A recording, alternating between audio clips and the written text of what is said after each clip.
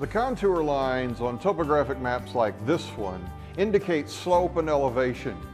In this 5-part video series, we'll explore the tools and methods used to determine elevation. I'm Todd Horton for the Illinois Professional Land Surveyors Association. A mapping survey collects the information we need to make maps. Maps can be enormously valuable for decision making. For example, in modern agriculture, we can use maps to analyze the shape of the land surface and to plan drain tile systems like you see here. We pay close attention to surface slope to produce efficient, reliable systems. You learned that slope is a ratio of rise over run. Rise is a change in elevation, that is a vertical distance, and run is a horizontal distance. Measuring horizontal distance is simple with a tape or with a measuring wheel. But how can we measure the vertical distance, that is, the rise between the points shown here? Well, that vertical distance is best found by a process we call leveling. To most people, this is a level. More specifically, this is a carpenter level. It has a bubble tube that indicates which end of the level is higher than the other. Well, how does it do that? You see, the bubble moves in a curved tube like you see here. That's a very flat curvature. As the tube tilts, the buoyant bubble rises to the highest possible position within the tube. Now, if I can hold the carpenter level steady with the bubble centered within the marks, both ends of the level will have the same elevation. Here you can see that the concrete surface at this end is higher than the concrete surface at the other end of the level. The underside of the level is now a reference line we can use. With the bubble centered within the marks, I can measure down from the underside of the level to the concrete. This measurement is 0.18 feet. Since the other end of the level sits on the concrete, the vertical distance between the two ends is 0.18 feet. By repeating this process over and over, adding measurements end to end, we could find the vertical distance between two distant points. But that becomes very impractical as the horizontal distance increases. So, instead, for leveling surveys, we use instruments like these. This is an optical level.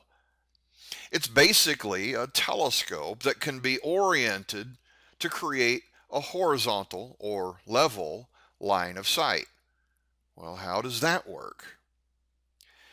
The level telescope contains a crosshair. The horizontal crosshair defines a level plane in all directions. That is, your line of sight through the horizontal crosshair is a level line, perpendicular to gravity. Just like the underside of the carpenter level was held level just a few moments ago, now your line of sight is level. Because the optical level is telescopic, you can see farther. If you can see farther, then the distance between your measured locations can grow.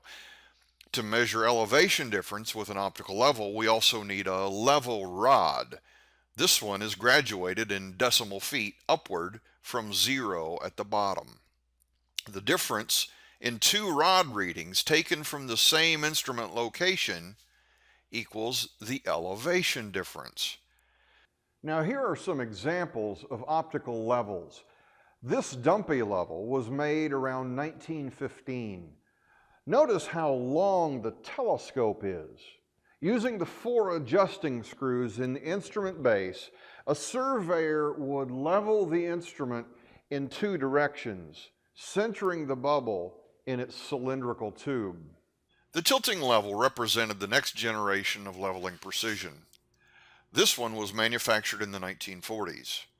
As optical science had improved, it sported a shorter telescope and it had an innovative feature that allowed more precise leveling, the split bubble. Below the long bubble tube, an adjustable mirror reflects light into the fluid and bubble in the cylindrical tube. Using a separate eyepiece and another internal mirror, the operator views two halves of the bubble image and adjusts the level carefully to align the two images. Introduced in the 1950s, the automatic level contains a set of tiny mirrors that move automatically in response to Earth gravity, ensuring that the instrument line of sight is perfectly level.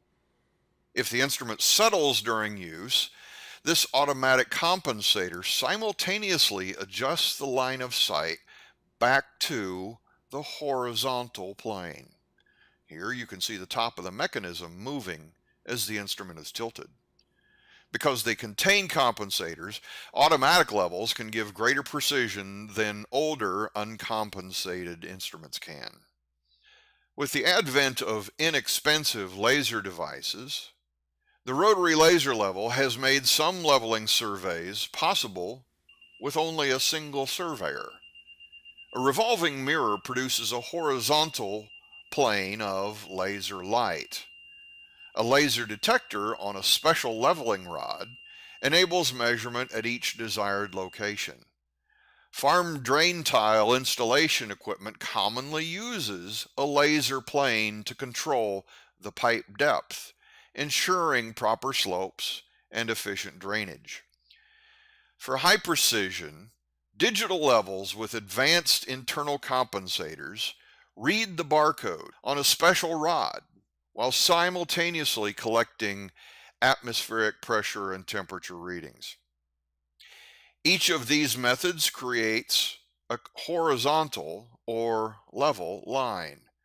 Using this line, just like we used the underside of the carpenter level, we can find elevation differences, but with a telescope or with a focused beam of laser light, we can extend that line much farther with greater precision. So far, you've seen the main tools we use for leveling. In the next video, we'll explore the basic processes of a leveling survey. I'm Todd Horton for the Illinois Professional Land Surveyors Association.